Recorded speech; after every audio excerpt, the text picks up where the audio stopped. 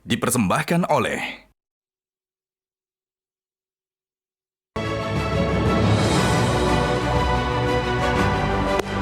Selamat malam para pemirsa, ketemu lagi di Hot Room dengan saya Hotman Paris.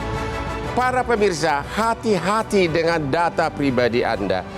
Jangan terlalu gampang menyerahkan kepada orang data pribadimu, nama ibumu, alamatmu, tanggal lahirmu, bahkan kopi KTP-mu. Baru-baru ini sudah banyak memakan korban. Baru-baru ini ada puluhan orang yang tidak pernah membuka rekening bank. Tiba-tiba KTP-nya dipakai untuk membuka rekening bank dan dilakukan untuk bertransaksi. Ada juga data pribadinya dipakai untuk pinjol. Ada apa ini? Apakah hukum kita yang lemah, pengawasan kurang dari instansi, atau memang apakah diperlukan lembaga sertifikasi elektronik untuk mengecek keabsahan dari data pribadi ini? Inilah Hot Room, begal data pribadi.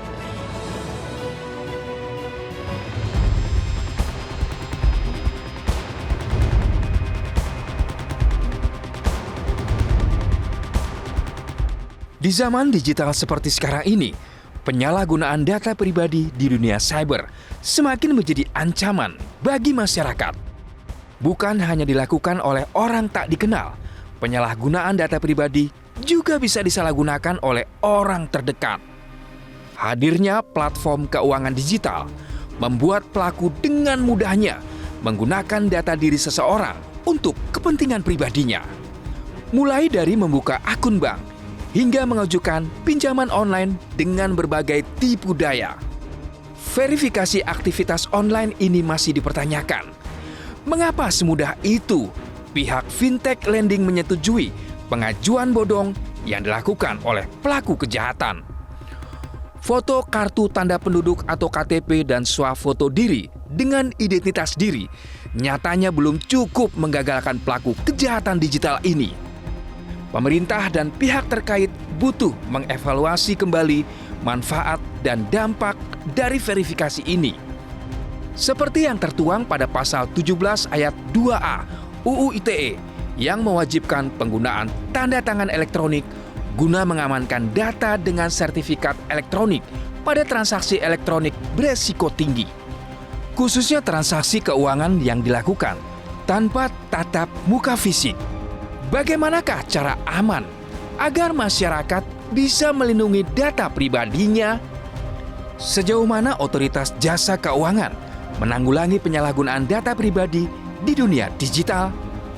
Dan apakah tanda tangan digital bisa menjadi solusi verifikasi data pribadi pada tiap fintech lending?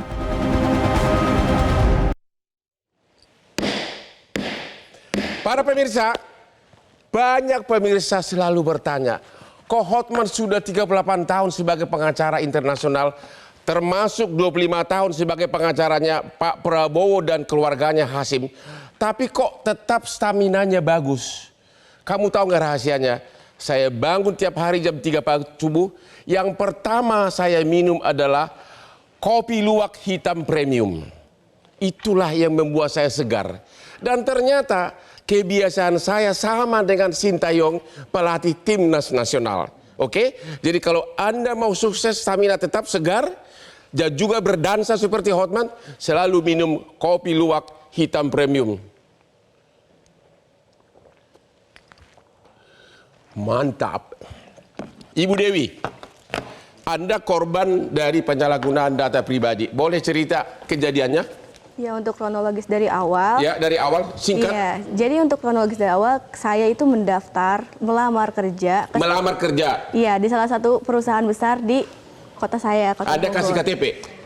Untuk fotokopi KTP saya kasih. Oke. Nah, saya bahkan sampai lupa saya pernah menaruh lamaran di situ. Oke. Di awal bulan, ada salah satu bank BUMN melaunching mobile banking baru, dan itu ada promo. Saya kan suka promoan. Suka promo yang gratis gitu ya? Oke, terus? Jadi karena promo makanan dan bioskopnya murah, saya tertarik untuk mendaftar. Ya. Tetapi si promo ini hanya bisa dipakai kalau jadi nasabah. Sudah jadi nasabah, oke. Nah, makanya saya mendaftar menjadi nasabah. Oke. saya mendaftar, saya memasukkan data diri saya, verifikasi muka, dan ketika saya masuk ke aplikasi mobile banking tersebut, ada rekening atas nama saya yang saya tidak tahu siapa yang membuka dan siapa yang Ternyata menggunakan. sudah ada rekening pribadi, rekening bank atas namamu. Iya. Oke, terus? Dan ketika saya klik, dari bulan April sampai bulan Juni, ada transaksi mencurigakan sebesar 10.027.000. Jadi ada uang masuk ke rekening bank tersebut. Iya. Sedangkan Anda tidak pernah merasa buka rekening, Iya. tidak pernah ketemu banknya, tidak pernah tanda tangan apapun. Iya. Hanya pernah ngasih kopi KTP ke perusahaan di mana Anda melamar. Iya. Terus apa yang terjadi? Ya, karena saya bingung, jadi saya juga langsung membekukan sementara. Ya, Saya langsung, kan si transaksi ini ada dari salah satu PT. ya, Aku pikir ini gaji. Ya. Tapi ketika aku cari nama PT tersebut di internet, ternyata PT tersebut terafiliasi dengan pinjaman online. terafiliasi dengan pinjaman online. Jadi rekening Anda telah dipakai oleh perusahaan tersebut untuk bertransaksi. Ya. Oke? Nah, saya menelpon CS customer care dari bank tersebut, dan untuk customer care itu menyarankan saya untuk ke cabang terdekat. Ya. Nah, di cabang terdekat saya baru dijelaskan bahwa ada salah satu perusahaan yang mendaftarkan nama saya sebagai karyawan dan ATM tersebut sebagai untuk gaji saya. Jadi seolah-olah Anda karyawan dari suatu perusahaan dan untuk payroll tiap bulan dibuka rekening begitu. Iya. Padahal Anda diterima aja belum. Diterima saja belum. Oke? Nah. Jadi hanya dengan modal KTP bisa dibuka rekening bank, Anda tidak pernah tanda tangan formulir pembukaan rekening bank. Ya, Begitu? begitu. Waduh, gampang banget ya. Oke, sekarang Pak pengacara Muhammad Tasrif Tuasamu. Siap, Bang. Katanya ada puluhan orang klien Anda juga korban dari penyalahgunaan data pribadi. Boleh cerita? Ya, terima kasih Bang ya. Jadi ada total korban itu 27 orang. 27 orang itu Ya. dengan modus yang berbeda-beda, Bang. Ya. Ada dari pinjol, Pertama kemudian. yang pinjol gimana tuh? Jadi pinjol itu korban setelah datang ke PGC diminta untuk pelaku pertama identitas. Datang ke mana? PGC lantai 3 di Wahana Seluler. Ya. Oh, Jadi, datang ke toko handphone. Toko handphone. Oh, Jadi dia datangnya ke toko handphone, bukan ke toko pinjol. bukan toko pinjol. Oke, Jadi di terus? Wahana Seluler itu karena si yang pelaku ini dia kerja sebagai sales di situ. Ya. Kemudian dia tawarkan kepada korban yang pertama ada kamu nanti coba jadi admin. Ya. Admin di Oke. di Wahana Seluler untuk mempromosikan barang. Oke. Jenis barang itu adalah handphone, Bang. Oke. Namun kemudian setelah korban merasa bahwa ini cukup baik untuk dia, akhirnya dia diminta lagi identitas, Data pribadi. data pribadi. Minta KTP, Setelah minta data KTP, kemudian diminta handphone korban. diminta nomornya atau apanya? Handphonenya langsung, Bang. Oke, handphonenya diminta. Handphonenya diminta, kemudian dipoto Dipoto. sama pelaku. Ya. Nah, setelah dipoto, promosi barang yang dari tadinya pelaku minta untuk mempromosikan jenis handphone Ya. sudah selesai, Bang. Ya. Kemudian korban sudah selesai, dia pulang. Ya. Setelah dia pulang, sesampainya di rumah terjadi notifikasi penagih, notifikasi dari aplikasi Ya. untuk jenis pembelian barang handphone ini jangan sampai waktu penagihan tidak membayar. Jadi seolah-olah dia beli handphone dengan kredit dan disuruh bayar Ya, gitu. dengan kredit. Padahal dia tidak Tidak pernah hanya kasih KTP dan handphone. handphone dia serahkan, Dia serahkan. KTP dia serahkan, Ya. tapi tidak pernah dia dari korban sendiri tidak pernah mau mengkredit handphone di Itu satu. satu. Terus yang pinjol gimana? Kalau pinjol itu setelah dia datang di Wahana Seluler, Ya. dia diminta pertama identitas KTP, kemudian dipoto Ya. sama pelaku. Nah, setelah dia dipoto, korban menanyakan hal itu kepada pelaku. Ya. Ini kegunaannya untuk apa? Ya. Namun pelaku selalu katakan bahwa ini untuk data diserahkan ke bos, Ya. agar bos nanti bertanggung jawab. Ya. Nah, yang dia sampaikan bos ini sampai detik ini para korban tidak mengetahui, Bang. Dia dipanggil ke toko itu untuk apa? Untuk lamaran kerja, Bang. Lamaran kerja dan diminta data pribadi. Data pribadi. Data pribadi, diminta handphonenya, di copy segala macam gitu. Ya. Ternyata dipakai untuk pinjaman pinjol. Dia setelah dia datang di sana, dia menyerahkan semua. Kemudian si pelaku sampaikan bahwa nanti bos yang memverifikasi data Ya. kalian. Nah, kemudian sampai korban setelah dia kembali ke rumah, ternyata notifikasi dari aplikasi Ya. HCI, Akulaku, itu, Bang. Sudah jadi Sudah menjadi pinjol, Bang. sudah jadi pinjol. Ya. Terus apa yang terjadi? Udah dikirim juga debt collector. Sudah sampai dimasukin ke grup ya, para Ya. korban, ada salah satu korban dimasukin ke grup debt collector itu untuk diteror, ada diancam Ya. untuk menyebarkan data pribadinya korban, untuk menghubungi kerabat-kerabat maupun keluarganya korban. Ya. Nah, di situ Korban semuanya berapa orang? 27. 27 orang hanya dari satu skandal ya. Ya. Wah. Total kerugian dari para klienmu berapa? 1 miliar, kalau 27 korban ini 1 miliar 17 juta, Bang. 1 miliar 12 juta. Ya. Artinya itu atas ada dipakai seolah-olah pinjam dari pinjol, ada dipakai seolah-olah beli handphone dengan Ada beli kredit begitu. handphone. Terus Jadi kebanyakan itu pembelian handphone, Bang. begitu. Ya, pembelian handphone, namun ada salah satu korban itu setelah barang yang dipesan di Tokopedia, jenis barang yang dikirim dari Wana Seluler itu ternyata fiktif. Pengirimannya fiktif. Oke. Jadi sekarang udah proses hukum berjalan. Sejauh ini saya apresiasi langkah kepolisian dalam hal ini Polres Metro Jakarta Timur, Ya. karena dia ambil langkah cepat, Bang. Pertama, Sudah ada yang ditahan? belum, masih dalam proses penyelidikan, Bang. Sudah ada tersangka belum? Masih Belum. penyelidikan ya? Belum. Kalau Anda masih aman-aman aja, belum ada kerugian tapi ya? Untuk tagihan belum ada, tetapi karena si uang 10 juta 27 ribu ini saya belum tahu dari aplikasi apa dan dari mana, saya khawatir ada yang ke rumah untuk menagih. Hah? Ada yang ke rumah? Aku takutnya. Oh takut. Kalau aku yang datang nggak takut kan? Senyumnya mantap banget. Oke, terus? Ya, untuk aku dari awal ini memviralkan ini karena data saya ketika saya hanya melamar, data saya dicuri. Data kami. Oke, para pemirsa, jadi hati-hatilah tentang data pribadi Anda, termasuk KTP-mu, bahkan handphone kamu jangan terlalu gampang dipegang orang, karena bagi orang yang canggih gampang dicolong datanya. Itulah contoh dari 2 korban penyalahgunaan data pribadi. Ketemu lagi di Hot Room.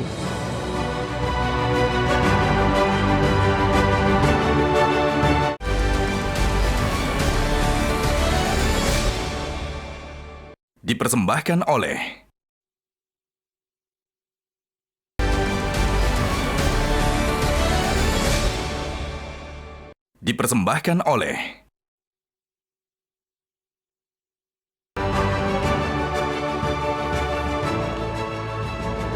Ketemu lagi di Hot Room.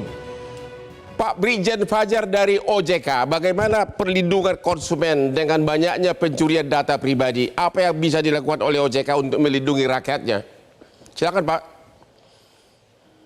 Baik Bang Hotman, terima kasih banyak atas waktu kesempatan pada malam hari ini. Adapun OJK dalam memberikan perlindungan kepada konsumen ya melalui POJK 22 tahun 2003 Bapak, tentang perlindungan konsumen dan masyarakat di sektor jasa keuangan. Di situ mengatur beberapa hal, yaitu tentang kewajiban untuk menjaga kerahasiaan, keamanan data dan informasi, yaitu kewajiban daripada pelaku usaha jasa keuangan.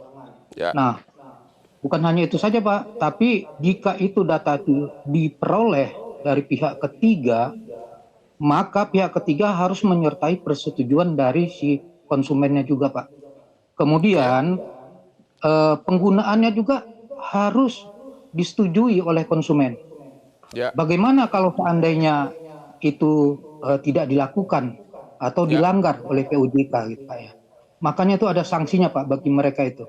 Itu mereka bisa dihentikan kegiatan sementara sampai dengan pencabutan izin usahanya. Demikian Pak Hotman. Dan hutangnya nggak usah bayar, boleh nggak? Bagaimana Pak Hotman? Hutangnya nggak usah bayar gitu loh, pinjaman itu nggak usah bayar gitu. Artinya dia dilarang menagih kepada konsumen yang korban ini. Bisa nggak begitu? Ya tentunya nggak bisa Pak. Ya kita kan mengatur yang legal ya Pak ya. Kalau ketika dia itu yang melakukan yang kegiatan ilegal, itu kan sebenarnya itu pilihan daripada masyarakat ya. Kita sudah menawarkan yang legal, namun pilihannya dia di ilegal. Kalau misalkan ilegal Pak, terhadap pinjaman online ilegal itu Pak, itu sangat apa ya? Walaupun akhirnya tidak menjadi solusi, menjadi masalah karena dia tidak diawasi oleh OJK, gitu Pak. Itu kalau misalkan pelaksanaannya di lapangan itu terornya sangat apa ya? Sangat menekan para Pelamar, nasabah ya, yang seorang bikin dia pelamar, mungkin stres. Demikian. seorang pelamar memasukkan lamaran ke perusahaan, menyerahkan KTP-nya. Dan kemudian KTP-nya itu disalahgunakan oleh oknum di perusahaan tersebut untuk pinjaman atau untuk membuka rekening bank. Apakah dari segi hukum OJK boleh dikatakan, korban KTP ini yang dia tidak pernah setuju, nggak usah bayar utang gitu loh. Boleh nggak Pak gitu? Mohon maaf Pak Hotman, kami akan melihat dulu permasalahannya itu bagaimana gitu ya. Kita tidak langsung menyampaikan demikian, tapi memang apakah ada kesalahan daripada POJK-nya dalam hal ini KYC ya. Dan kita juga harus berimbang dengan masyarakat ya. Jangan kita satu sisi karena kita mohon maaf OJK ini kan mengatur dan melindungi ya untuk masyarakat, begitu juga POJK-nya. Jadi kita harus berimbang. Kesimpulannya, walaupun si anggota masyarakat ini adalah korban, tidak otomatis bisa disebutkan dia nggak usah bayar utang gitu ya? Masih belum pasti ya? Betul Pak. Oke. Ya. Sekarang kepada Pak Kombes Nicholas Lillipali, namanya keren banget. Ya, Kapolres Jakarta Utara ya? Jakarta Timur. Oh, Jakarta Timur. Gimana kasus yang Bapak tangani sekarang mengenai penyalahgunaan ini? Iya, terima kasih Pak Hotman. Selamat malam pemirsa.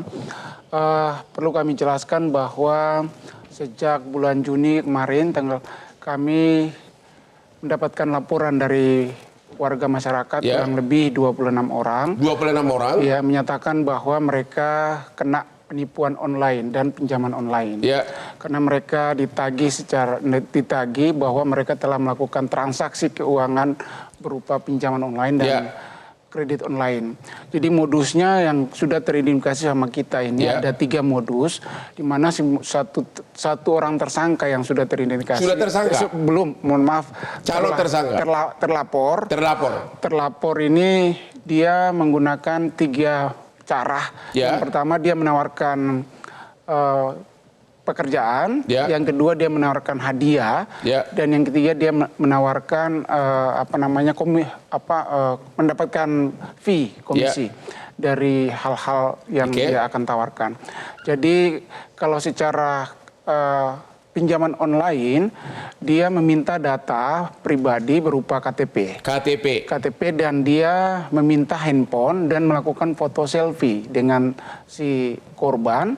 Setelah itu dia juga meminta, dia mengupload aplikasi pinjaman online dan ternyata, dan yang parahnya lagi, dia minta nomor rekening dari korban, rekening korban, rekening bank pun dikasih sama si korban ini kepada terlapor.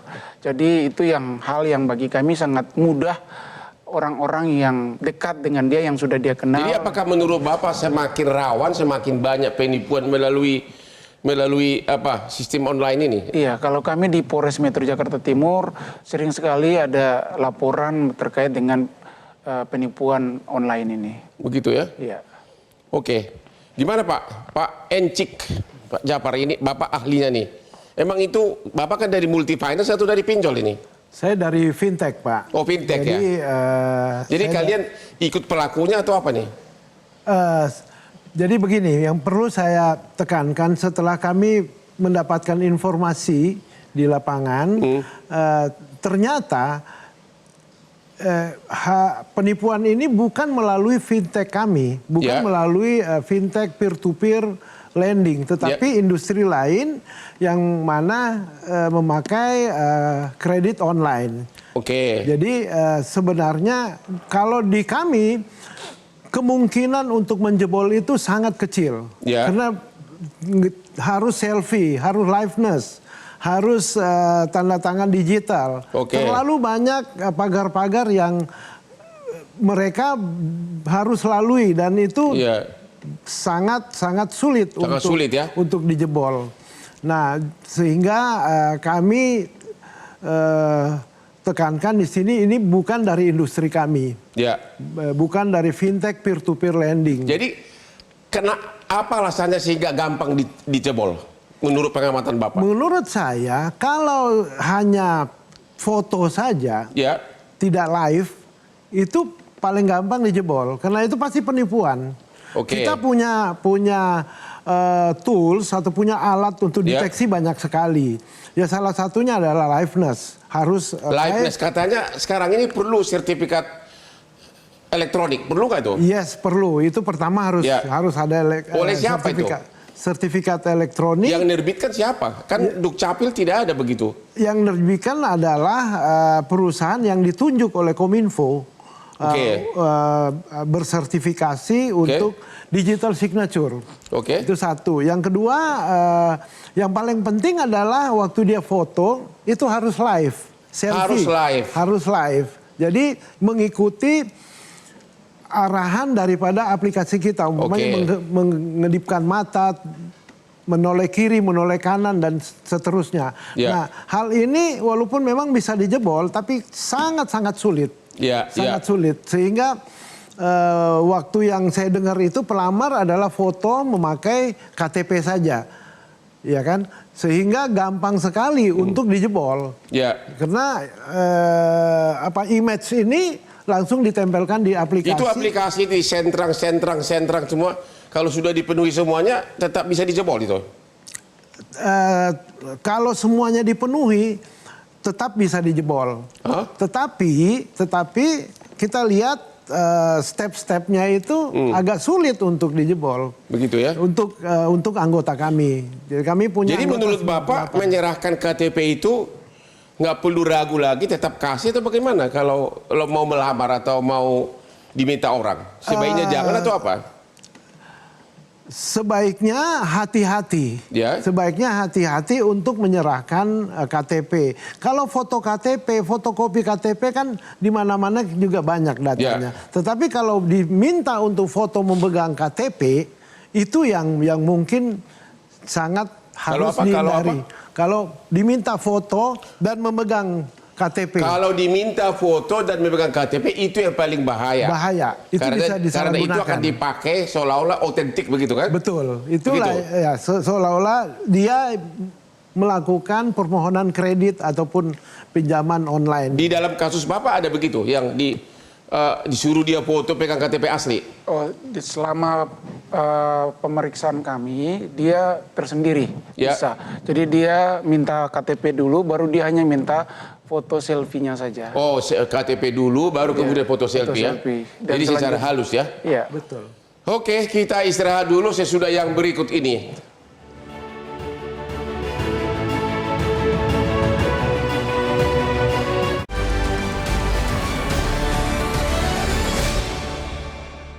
Dipersembahkan oleh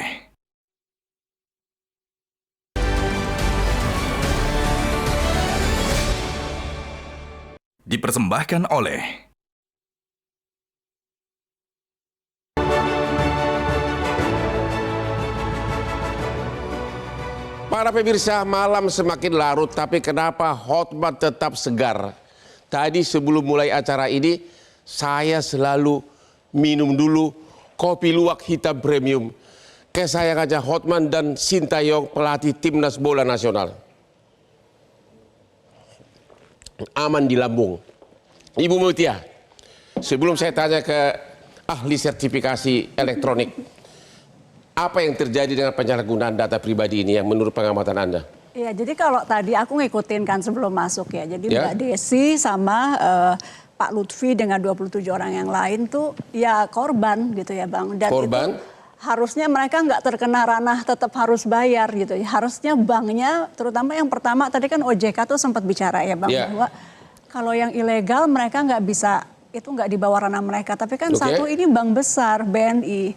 Jadi OJK juga seharusnya nggak bisa bicara bahwa ini bukan di ranah kita. Harusnya gitu. Kalau bank tidak hati-hati, ada aturan membuka rekening tidak sesuai aturan. Karena OJK itu kan berhak mengawasi gitu. Mengatur jasa keuangan gitu. Dan kalau undang-undangnya belum ada, OJK mungkin masih bisa ngeles seperti itu. Tapi kita tuh sudah melahirkan undang-undang perlindungan data pribadi. Kita sudah menghasilkan undang-undang informasi transaksi elektronik yang mengatur bahwa memang harus ada verifikasi. Memang harus ada sebuah pemberian konsen atau izin yang yang aman. Untuk kemudian bisa mengambil data dan memproses data. Nah, dalam kasus ini tadi aku ikuti, berarti ada pemrosesan data yang tanpa izin resmi dari orang yang asli gitu. Berarti ada yang salah di proses verifikasi. Jadi harusnya untuk ini terjadi bukan hanya di luar OJK, tapi juga perusahaan di bawah OJK begitu. Kalau yang tadi ilegal pinjol itu saya nggak terlalu tahu ya. Teman yang tadi BNI kan harusnya itu OJK nggak bisa lepas tangan. Begitu. Kemudian yang satu ya harusnya kita cek kalau dia ikut di asosiasinya harus menegur. Mereka harus diminta untuk kemudian bertanggung jawab. Nggak adil dong, orang jadi korban masih disuruh bayar sampai sekarang. Untuk para korban segera hubungi pengacara Hotman Paris. Pak Krisna Chandra, tolong Anda jelaskan terus seberapa pentingnya sertifikasi elektronik ini untuk melindungi para korban ini. Bang, jadi kan sebenarnya yang tidak ada di sini adalah persetujuannya yang tadi seperti Bu Mutia sampaikan. Jadi mana persetujuan ini kalau misalnya menggunakan tanda tangan elektronik itu nirsangkal, tidak dapat disangkal, dan juga ketika dibawa ke pengadilan atau dibawa ke court of law itu sah secara hukum gitu. Nah, di mana kan sebenarnya karena ada pencurian data pribadi ini itu sebenarnya merugikan semua pihak. Baik itu merugikan pihaknya korban, merugikan juga pihaknya LJK dalam hal ini karena nggak bisa lepas tangan gitu kata tadi kan. Di mana sebenarnya tanda tangan elektronik ini bisa menjadi solusi nih. Cara solusinya gimana? Siapa yang harus memberikan? Jadi ketika pertama kali orang tersebut mendaftar, maka kan akan disertifikasi, akan diberikan sertifikat elektronik. Mendaftar ke mana? Mendaftar ke fintech atau ke bank atau kemanapun itu, maka akan diverifikasi dan akan diterbitkan nama sertifikat elektronik. Nah, setelah sertifikat elektronik ini nanti bisa dipakai untuk menandatangani dokumen secara elektronik yang itu nirsangkal. Gitu. Yang dimana ketika nanti terjadi masalah gitu dari proses verifikasi yang dilakukan oleh PSRE, ada yang namanya kebijakan garansi, yang dimana akhirnya kita atau kami kalau misalnya terjadi kesalahan verifikasi di tempatnya kami, itu kami juga liable tuh untuk bisa mengganti kerugian yang namanya sertifikat warranty. Jadi artinya perlu ada lembaga yang memberikan fasilitas sertifikasi elektronik ini. Betul. Yang sekarang ini pemerintah belum ada. Saat ini sudah ada pemainnya, sudah ada 8 Bang. 7 swasta, 1 pemerintah. Sudah bisa? Sudah ada. Dan ini sudah jalan Cuma dari... belum diwajibkan oleh peraturan yang berlaku begitu? Sudah, di UU ITE sudah pasal 17 ayat 2A, transaksi elektronik yang memiliki resiko tinggi, memang sudah diwajibkan. Pasal 17 bisa dibaca Pak? Pasal 17 bentar ya. Ayat 2A. Transaksi elektronik yang memiliki resiko tinggi bagi para pihak menggunakan tanda tangan elektronik yang diamankan dengan sertifikat elektronik. Yang diamankan? Yang diamankan dengan sertifikat elektronik. Mana dia? Katanya ada. Oh ini dia. Transaksi elektronik yang memiliki risiko tinggi bagi para pihak menggunakan tanda tangan elektronik yang diamankan dengan sertifikat elektronik. Ini peraturannya masih mengambang ini, belum ada kewajiban ya? Pak Encik gimana? Sudah ada kewajiban. Tapi ini peraturannya mengambang ini. Tidak disebutkan siapapun yang melakukan transaksi harus itu baru kewajiban. Ini nggak ada. Transaksi lewat elektronik wajib sebenarnya. Jadi apa yang disampaikan bahwa salah satu untuk menseleksi adanya fraud itu tanda tangan elektronik. Gitu. Saya setuju sekali tadi dengan Ibu Mutia bahwa harusnya apa fintech memasukkan itu dalam aplikasi kewajiban transaksi elektronik harus ada sertifikasi? Belum ada saya kira. Harus ada Pak. Kita udah jalan untuk UMKM di fintech itu rata-rata pakai tanda tangan elektronik. Oh begitu ya? Iya. Oh. Jadi aku tambahkan ada, karena ini undang-undang kita yang buat nih Bang, ini ada pasal penjelasannya. Yaitu? Pasal penjelasannya adalah yang dimaksud dengan transaksi elektronik resiko tinggi antara lain adalah transaksi keuangan yang tidak dilakukan dengan tatap muka secara fisik. Jadi kita tuh di DPR bikinnya tuh waktu itu sudah sangat clear. Nah yang terjadi dengan dua korban kita tadi, satu orang dan 27 orang tadi adalah tidak ada pertemuan secara fisik. Maka itu harusnya masuk yang resiko tinggi dan ranah ini terkena. Kemana dong minta sertifikasi elektronik, kemana orang minta gitu loh. Orangnya belum pernah sertifikasi, kan belum ada. Orang punya KTP ada, tapi dia belum pernah disertifikasi. Di mana carinya itu? Bank akan menawarkan, Bang. Bank akan menawarkan? Menawarkan, begitu juga fintech peer-to-peer lending ini akan menawarkan kepada perusahaan-perusahaan yang sudah ditunjuk sama Kominfo. Anda ditunjuk? Ya, hampir ditunjuk? Kami di asosiasi kami sudah ada 7 pemain dan 7-7-nya sudah ditunjuk, Bang. Oke, terus? Gitu. Yang dimana memang saat ini memang implementasinya masih sangat minim. Kenapa masih sangat minim? Sebenarnya karena mungkin karena undang-undangnya baru. Tidak tegas? Bukan tidak tegas sih, tidak tegas. Tegas undang-undangnya Bang. Ini undang-undang 1 tahun 2024 jadi baru lahir. Ini perubahan ya? Perubahan kedua, betul. Tapi karena memang baru diundangkan tanggal 4 Januari, mungkin dari teman-teman OJK juga lagi harmonisasi peraturan gitu. Jadi mungkin implementasinya sedikit terhambat, tapi memang kami harapkan implementasi ini dapat menyeluruh, Bang. Oke, DPR melalui Zoom ya? Oh. Aku Bang. Kamu DPR. Saya singkat selalu reporter senior. Ya itu pinjol kenapa tidak ada kewajiban itu? Ada semuanya transaksi elektronik kena ini. Oh gitu. Harusnya ada peraturan, tapi pinjol nggak mewajibkan itu. Juga, pinjol juga. Cuman kalau yang ilegal kan teman-teman OJK bilang kalau yang ilegal kami nggak bisa ngontrol. Tapi yang BNI kan bukan ilegal. Jadi harusnya OJK itu ketika undang-undang ini lahir, harapan kami DPR langsung buat aturan turunan, Bang. Karena undang-undang ini kan nggak mungkin ngikat secara aturan yang teknis. Jadi OJK ya buat untuk perbankan turunan dari ini apa? Di antaranya setiap tidak ada tatap muka langsung, mereka wajib melakukan sertifikasi digital. Kalau tidak dilakukan nggak ada sanksinya? Ada. Apa? Ada sanksinya berapa? Nah, kalau banknya lalai atau lembaganya lalai, pinjolnya lalai, apa sanksinya? Kalau sanksinya mengatakan debitur nggak usah bayar, gue setuju. Ada pidana dan juga ada ininya, Pak. Pidana? Ada, ya. Jadi undang-undang perlindungan data pribadi. Pidana, cuman undang-undang yang kita buat setelah perdebatan panjang ini belum dibuat turunan aturan, itu yang kami menyayangkan. Belum ada peraturan pelaksananya. Iya. Oh begitu. Wah pidana ya. Dan hanya gara-gara lupa sertifikat pidana. Yang rugi siapa? Dari Januari selesai sampai sekarang coba dicek berapa banyak orang yang ditipu. Tapi sampai sekarang belum ada yang dipidana gara-gara tidak ada sertifikasi verifikasi elektronik. Karena aturannya belum dibuat. Karena aturannya belum ada, benar begitu. Ya Bapak dong yang tanggung jawab, kan Bapak asosiasi. Tetapi kalau dari OJK khusus untuk fintech sudah ada surat wajib memakai tanda tangan elektronik yang bersertifikat. Sudah ada dan kita udah lakukan itu walaupun belum 100% yes. Ya. Ini Pak OJK. Pak OJK, halo Pak Jafar, Brigjen Jafar. Ini kenapa tidak dilaksanakan peraturan ini? Katanya kalau tidak dilakukan sertifikasi elektronik ada sanksi pidana aja. Tapi kayaknya OJK belum, peraturan pelaksanaannya pun belum ada kan? Kenapa ini Pak OJK? Kita sudah menyampaikan Pak kepada PUJK dan asosiasi ya aplikasinya bagaimana itu kan kita nanti kalau tidak ada ketaatan daripada mereka itu kita kenakan sanksi Pak mereka itu Pak. Demikian Pak.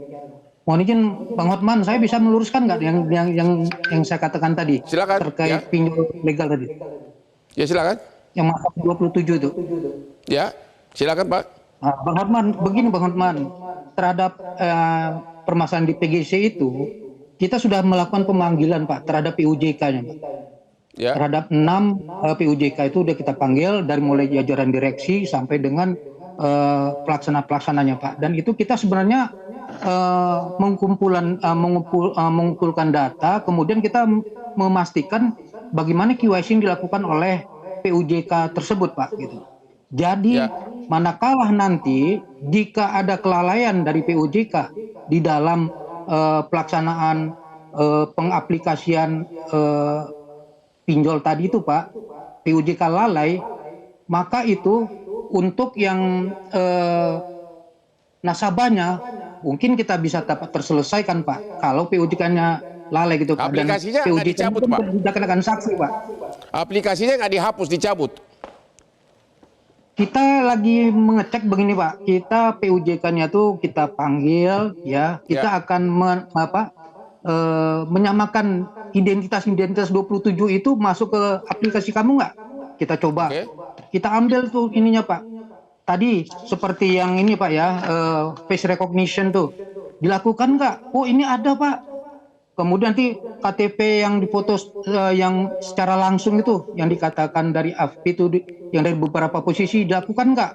Nah, kemudian itu nanti dilakukan nggak dengan cek di Dukcapil gitu Pak. Nah itu data-data itu kita mintakan Pak, dan ini dalam tahap itu Pak, pemeriksaan kita itu Pak. Nah dalam waktu dekat ini kami akan melakukan pemanggilan untuk 27 daripada teman-teman kita yang dikatakan menjadi korban ini Pak. Demikian Pak. Sebagai pengacara, saya sarankan kepada OJK dan kepada DPR agar bikin peraturan setiap pelaksana bisnis ini yang lalai melaksanakan kehati-hatian maka tidak berhak menagih. Itu adalah sanksi yang paling kejam. Tidak berhak menagih tagihan tersebut. Oke, kita istirahat dulu. Bagi yang korban siap-siap datang ke Hotman Paris.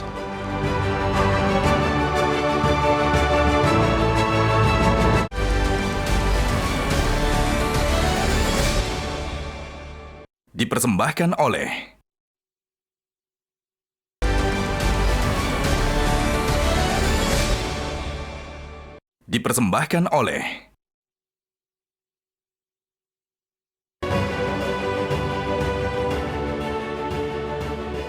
Ketemu lagi di Hot Room. Pak Krisna, kalau saya pengen punya sertifikat elektronik, kemana saya pergi? Ya Bapak, nanti mestinya akan datang ke fintech atau ke bank atau ke lembaga jasa keuangan LJK. Ya. Kemudian akan menyerahkan identitas biasanya. Ya. Nanti identitas tersebut akan dikirimkan kami untuk kami sertifikasi. Bayar nggak saya? Yang bayar biasanya LJK-nya. Oh begitu. Yang bayar LJK-nya nanti akan keluar namanya sertifikat elektronik. Nah sertifikat elektronik nanti bisa dipakai untuk tanda tangan dokumen yang merupakan dokumen persetujuan misalnya. Persetujuan bahwa saya memang mengajukan pinjaman dengan bunga sekian dan lain-lain. Nah itu semua ada. Jadi agar aman sebaiknya setiap orang mengajukan mendapatkan sertifikasi elektronik ini. Betul. Itu salah satu pengamanan paling bagus. Betul. Terima kasih. Pak Encik, ini singkat-singkat ya. Tadi ada apa komentar Bapak terhadap pendapat OJK? Pelaku itu di mana? Di pinjol atau di multi finance? Yang jelas bukan anggota kami Pak. Bukan anggota Bapak. Fintech peer-to-peer lending, bukan dari AFPI. Yang jelas itu dari hasil penyelidikan kami. Yang paling banyak pelakuannya di mana tadi? Buy now, pay later begitu?